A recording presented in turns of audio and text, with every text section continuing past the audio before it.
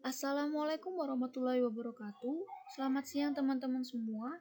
Di sini kami dari kelompok penyaji akan mempresentasikan mengenai materi yaitu neurulasi dan organogenesis 1. Di sini kelompok kami terdiri dari 3 orang, yaitu yang pertama saya Hanifah Ubaidah, dan yang kedua Diah Ayu Oktaviani, dan yang ketiga adalah Ramawati EKM.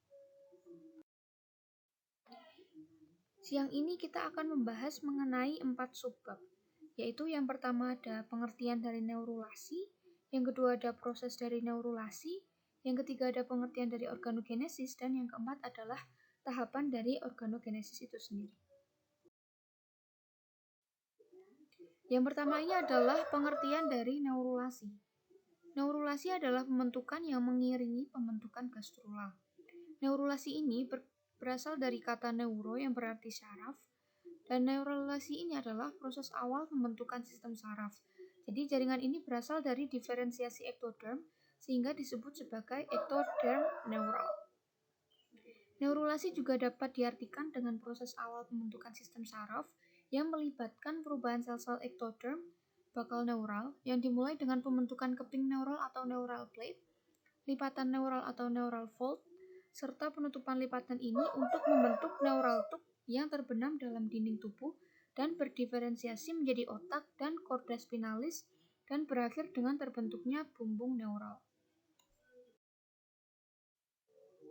Selanjutnya ini bisa dilihat ya mengenai gambaran dari proses neurulasi, yaitu pertama ada di neurulasi awal itu terbentuk 3 lapisan, yaitu ada neural fold, dan yang kedua neural plate, dan yang ketiga ada bagian yang bawah itu yang namanya blastophore.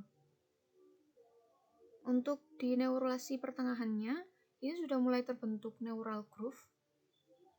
Sementara untuk neurulasi akhirnya ini neural fold ini sudah berdampingan ya seperti pada di gambar ini. Nah, proses neurulasi. Proses neurulasi merupakan suatu proses yang kompleks sehingga apabila mengalami kelainan biasanya disebabkan oleh multifaktor. Proses neurulasi ini diawali dengan adanya induksi, yaitu bakal notokorda sebagai induktor terhadap ektoderm yang terletak tepat di atasnya, yaitu ektoderm neural yang berperan sebagai jaringan. Tanpa adanya induksi neural ini, induksi-induksi selanjutnya, terutama yang terjadi pada tahap organogenesis, tidak dapat berlangsung dan embrio tidak akan berkembang lanjut secara sempurna. Kebanyakan proses induksi bersifat instruktif dan sisanya bersifat permisif. Pada induksi instruktif, induktor melakukan aksi atau instruksi ini terhadap jaringan kompeten untuk berubah atau berdiferensiasi. Pada induksi permisif, induktor tidak melakukan suatu terhadap sel yang mengalami diferensiasi, melainkan hanya menyediakan saja misalkan jalur untuk bermigrasi. Nah, yang selanjutnya ini ada organogenesis. Organogenesis adalah proses pembentukan organ-organ tubuh pada makhluk hidup. Organ yang dibentuk ini berasal dari masing-masing lapisan dinding tumbuh embrio pada fase gastrula, yaitu ada 3 lapisan, endoderm, mesoderm, dan ektoderm. Organogenesis terdiri dari 2 periode, yaitu pertumbuhan antara dan pertumbuhan akhir. Pada periode pertumbuhan antara atau transisi terjadi transformasi dan berdiferensiasi bagian-bagian tubuh embrio dari bentuk primitif menjadi bentuk yang definitif. Sedangkan pada periode pertumbuhan akhir, penyelesaian secara halus bentuk definitif menjadi ciri suatu individu, seperti jenis kelamin, watak, yaitu karakter fisik dan psikis, serta wajah yang khas pada setiap individu. Nah, di sini ada tahapan dari organogenesis. Yang pertama ini ada histogenesis. Histogenesis adalah suatu proses diferensiasi dari sel yang semula belum mempunyai fungsi menjadi sel yang mempunyai fungsi khusus. Dengan kata lain, histogenesis ini adalah diferensiasi kelompok sel menjadi jaringan, organ, atau organ tambahan. Ketiga lapisan benih akan mengalami spesialisasi selama periode ini, dan karena itu, setiap lapisan benih menghasilkan sel yang fungsional pada jaringan tempatnya berbeda. Ketiga lapisan ini yang disebutkan di awal tadi ya, ada endoderm, mesoderm, sama ektoderm. Nah, Tahapan organogenesis yang kedua ini adalah organogenesis atau bisa juga disebut morfogenesis. Tahap ini dimulai akhir minggu ketiga dan berakhir pada minggu ke-8. Dengan berakhirnya organogenesis, maka ciri-ciri eksternal dan sistem organ utama sudah terbentuk, yang selanjutnya embrio disebut sebagai fetus. Organ yang dibentuk ini berasal dari masing-masing lapisan dinding tubuh embrio pada fase gastrula. Tahapan yang ketiga adalah transformasi dan diferensiasi. Pada akhir dari proses gastrulasi, lapisan benih telah berdiferensiasi, tapi belum dapat berfungsi. Sel masih tidak berfungsi sampai pada proses diferensiasi khusus yang disebut histological differentiation atau cytodifferentiation. Hasil dari proses diferensiasi khusus ini adalah terbentuknya protein baru dalam sel. Protein khusus ini memungkinkan sel tertentu mampu berfungsi untuk hanya satu fungsi atau fungsi tertentu. Transformasi dan diferensiasi bagian-bagian embrio bentuk primitif. Nah, di sini ada proses transformasi dan diferensiasi bagian embrio bentuk primitif. Yang pertama adalah berupa ekstensi dan pertumbuhan bumbung-bumbung yang terbentuk pada tubulasi. Yang kedua ada evaginasi dan invaginasi daerah tertentu setiap bumbung.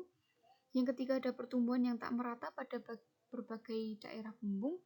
Yang keempat ada perpindahan dari sel-sel dari setiap bumbung ke bumbung lain atau ke rongga antara bumbung-bumbung. Yang kelima ada pertumbuhan alat yang terdiri dari berbagai macam jaringan yang berasal dari berbagai bumbung. Yang keenam ada perorganisasian alat-alat menjadi sistem. Contohnya sistem pencernaan, sistem peredaran darah atau sirkulasi, sistem urogenitalia, dan seterusnya. Dan yang ketujuh adalah penyelesaian bentuk luar atau morfologi embrio secara terperinci, halus, dan individual. Di sini selanjutnya kita bahas mengenai lapisan ektoderm. Lapisan ektoderm ini menghasilkan bagian epidermal, neural tube, dan sel neural crest. Yang pertama, epidermal ektoderm akan menumbuhkan organ antara lain. Yang pertama adalah lapisan epidermis kulit dengan derivatnya yang seperti sisik, bulu, kuku, tanduk, cula, taji, kelenjar minyak bulu, kelenjar peluh, kelenjar lugak, kelenjar lender, dan kelenjar mata. Yang kedua ada organ perasa seperti lensa mata, alat telinga dalam, indera pembau, dan indera peraba. Dan yang ketiga ada epitelium dari rongga mulut atau stomodium, rongga hidung, sinus paranalis, kelenjar ludah, dan kelenjar analis atau proctodeum.